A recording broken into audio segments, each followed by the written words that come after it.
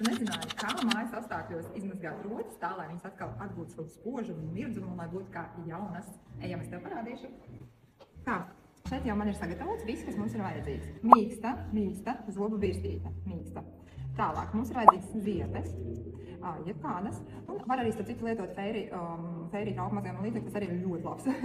Tālāk mums ir vajadzīgs silts ūdens, tāds uz robežas starp karstu jau, ja? Un mums ir vajadzīgs, šī ir galvenā sastāvdaļa, kā es saku, šī ir galvenā sastāvdaļa, amoniaka tvaiki elpošanai, tos, ko inhalācijām elpojot liek, ja? Var nopirkt tikai aptiekās, ja? Tātad šis ir svarīgs ingredients, ja? Un, protams, gredzens. Šajā gadījumā mums ir lienīts gredzens, iemēksim gredzentiņu karstajā ūdenī iekšā. Šādi te.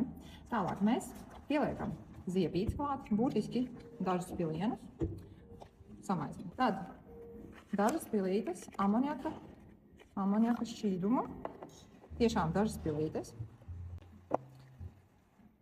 Šādi te. Vēlams viņu vajag neotīt, jo savādāk aizies līdz mazā smarža, bet var pamēģināt. Ņemam zobvirstīti un arī uzpilinam šo te amoniaka šķīdumu uz zobvirstītes. Būtiski arī pāris pilieniņus. Ņemam gredzentiņu.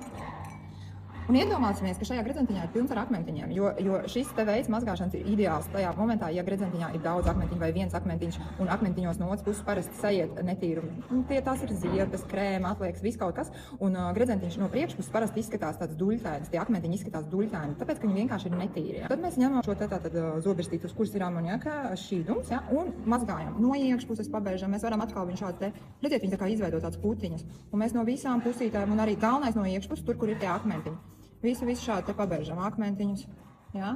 Un liekam atpakaļ, tā kā viņu vēl bišķītiņu, burtiski nedaudz tur pamērcēties nedaudz, ja? Kamēr viņš mērcējās, mēs taisam visu ciet, ņemam ārā, iedomāsimies, ka mums te ir tekošs silts ūdens, noskalosim gredzentiņu, noslaucīsim salvetītēm, mīkstā, ne abrazīvās, mīkstā salvetītēs. Un ideālā variantā, ja jūs varat vēl paņemt vēru un izpūst ar siltu gaisu no gredzentiņa ūdeni ārā.